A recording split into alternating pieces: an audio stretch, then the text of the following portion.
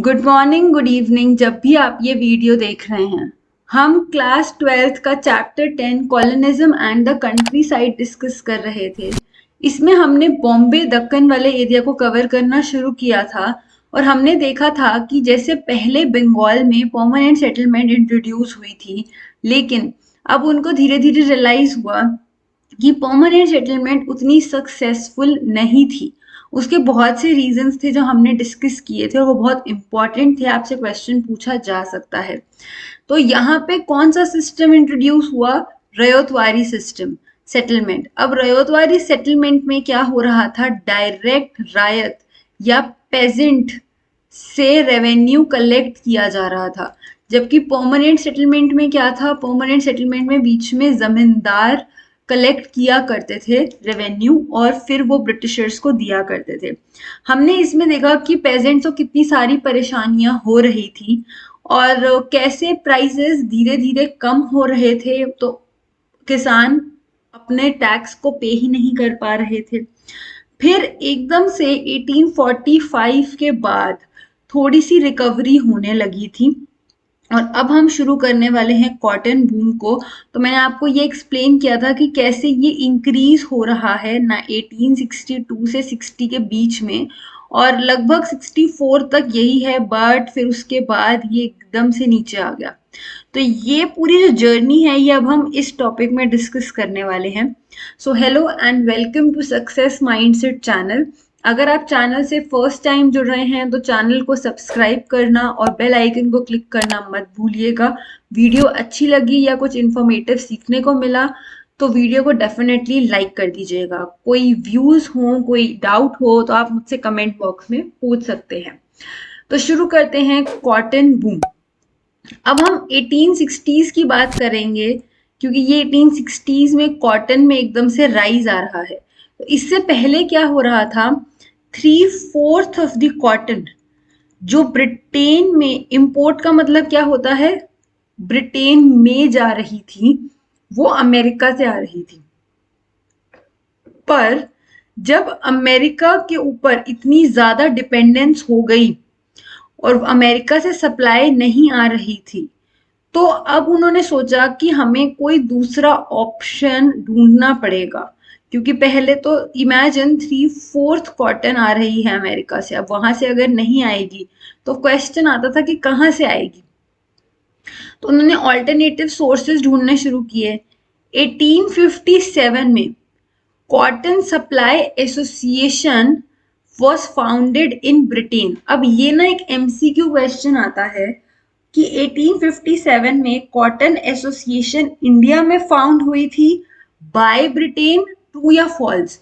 तो हम ना कितनी बार उसको ट्रू कर देते हैं, लेकिन ध्यान से पढ़ना कि cotton supply association was founded in Britain, ठीक है, इंडिया में नहीं, ब्रिटेन में हुई थी। और 1859 में the Manchester cotton company was formed.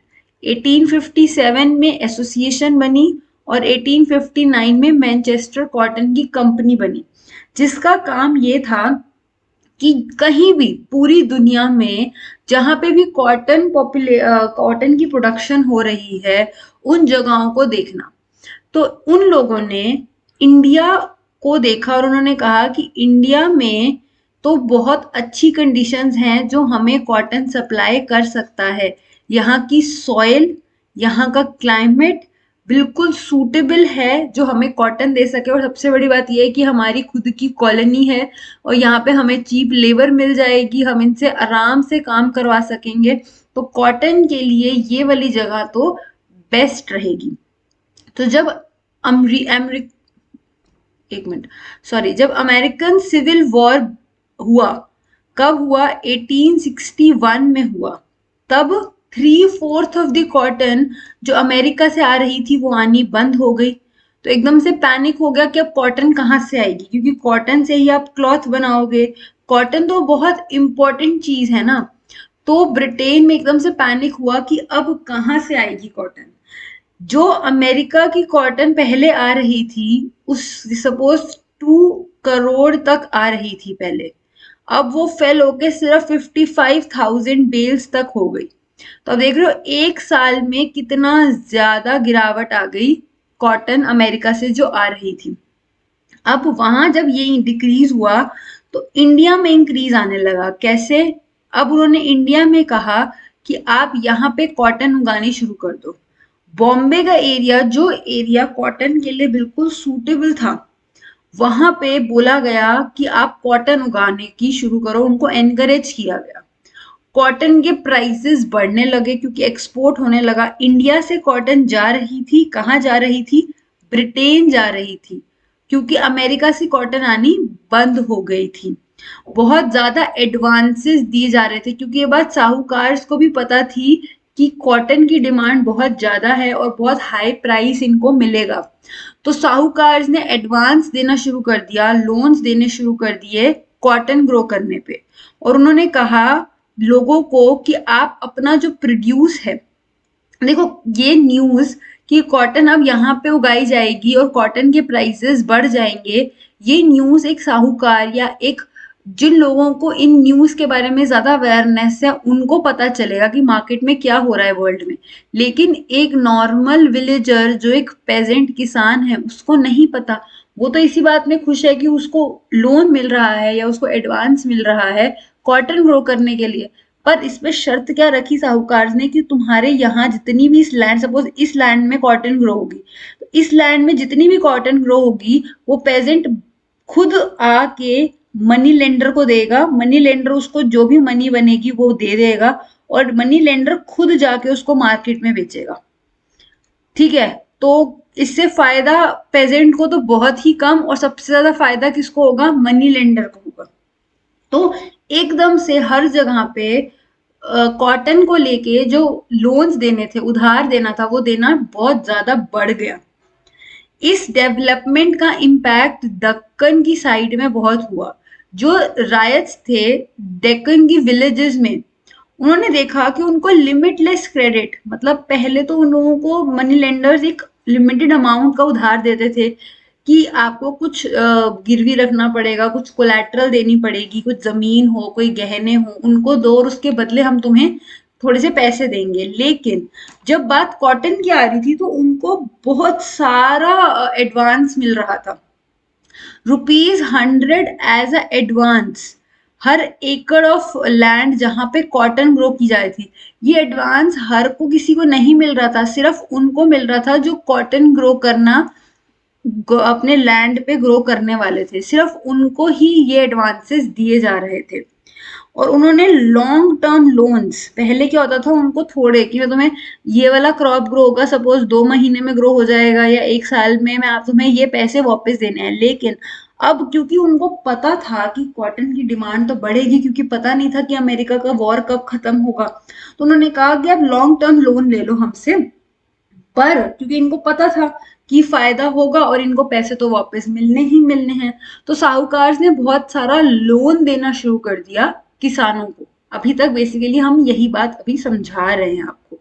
अब जब अमेरिका में क्राइसिस बढ़ा तो बॉम्बे में प्रोडक्शन बढ़ गई, क्योंकि अमेरिका में क्राइसिस कंटिन्यू होने के कारण वहां से कॉटन आनी बंद हो गई और यहाँ से ब्रिटेन कॉटन जानी शुरू हो गई। तभी जो आपके ऊपर के इस ग्राफ में दिखाया जा रहा था ना कि यहाँ पे इस टाइम में क्यों वो एकदम से कॉटन की प्रोडक्शन बढ़ रही है, क्योंकि उस वक्त अमेरिका में सिर्फ वहां पे वॉर चल रहा है और इस टाइम में अमेरिका से बिल्कुल भी कोई भी कॉटन प्रोडक्शन इंपोर्ट एक्सपोर्ट नहीं की जा रही है ब्रिटेन में।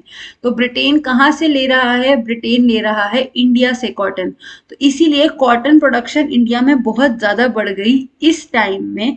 1860 से बढ़नी शुरू हुई और 64 तक ये इंक्रीज हमें देखने को मिलता है। इंडिया की कॉटन में हमने अभी तक देखा कि कैसे साहूकार उनको एडवांस दे रहे थे और लगभग 90% ऑफ कॉटन इंडिया से इंपोर्ट की जाने लगी थी ब्रिटेन। सोचो कितनी ज्यादा इंक्रीज हो गया था कॉटन का यहाँ पे कि लगभग 90% ऑफ कॉटन ब्रिटेन कहाँ से जा रही थी? इंडिया से जा रही थी।